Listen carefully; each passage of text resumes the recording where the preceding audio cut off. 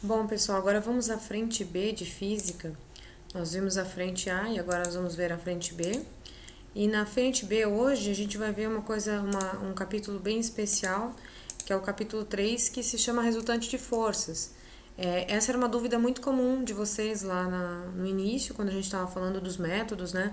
Método do polígono, do paralelogramo. E a gente vai agora falar especificamente da resultante. O que é a resultante, né?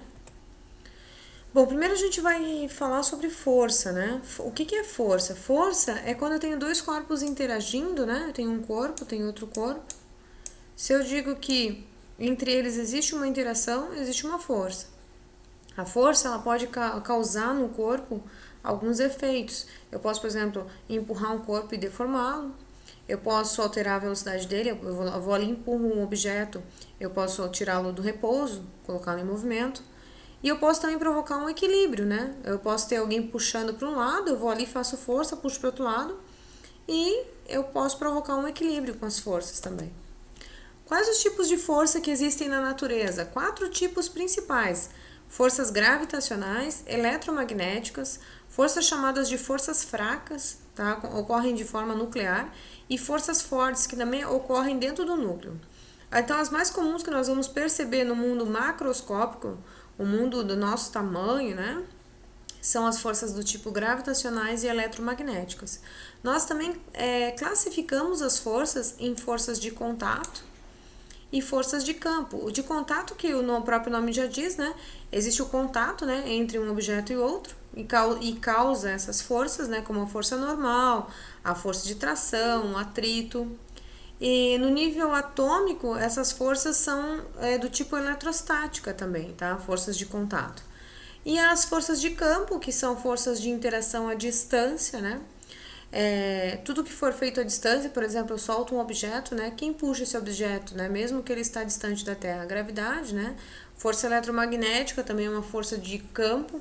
Temos outras forças de campo, né? Forças elétricas, e elas são transmitidas por partículas bem pequenas, né? Chamadas gravitons e fótons. E basicamente nós vamos ver, mas nós vamos ver do ponto de vista macroscópico, tá? Não microscópico. A força, ela é uma grandeza vetorial, então ela tem módulo, direção e sentido. Eu posso pegar a força também e decompor no eixo x, y e z, já que é um vetor, né? Como a gente via antes, né? Nós estávamos fazendo a decomposição dos vetores. Lembrando que tudo que for no eixo x, né? Eu represento pelo versor dele o i. No eixo y, o versor dele j, que dá a direção, né? O i dá a direção de x, o j dá a direção de y e o k dá a direção de z. Qual é a unidade de força no sistema internacional? O Newton, né? O Newton, ele é nada mais, nada menos do que quilograma vezes metro por segundo ao quadrado. Quando eu estiver analisando de forma dimensional, eu vou lembrar que M vem de massa, né? É M. L de comprimento, então é M vezes L. T na menos 2, que é o tempo, né? Dimensão de tempo na menos 2 é porque está dividindo, né? Dividido por segundo ao quadrado.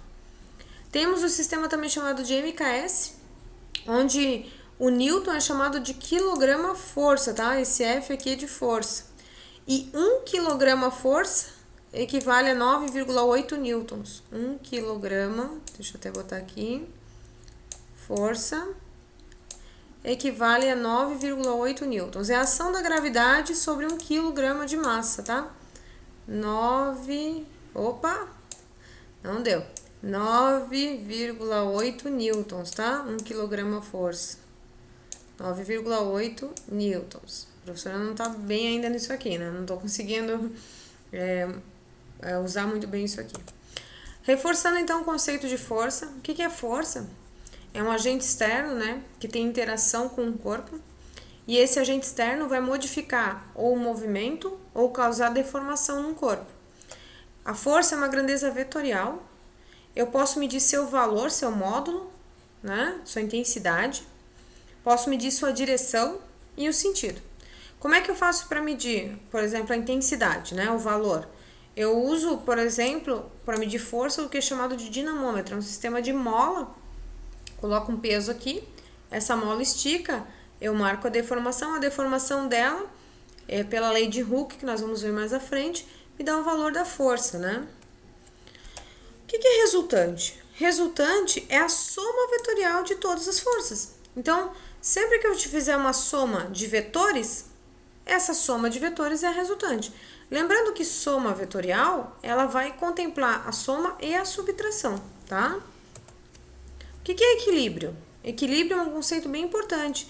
Equilíbrio significa que eu somando esse símbolo, vocês têm que se acostumar. É a soma de todas as forças do corpo tem que dar zero.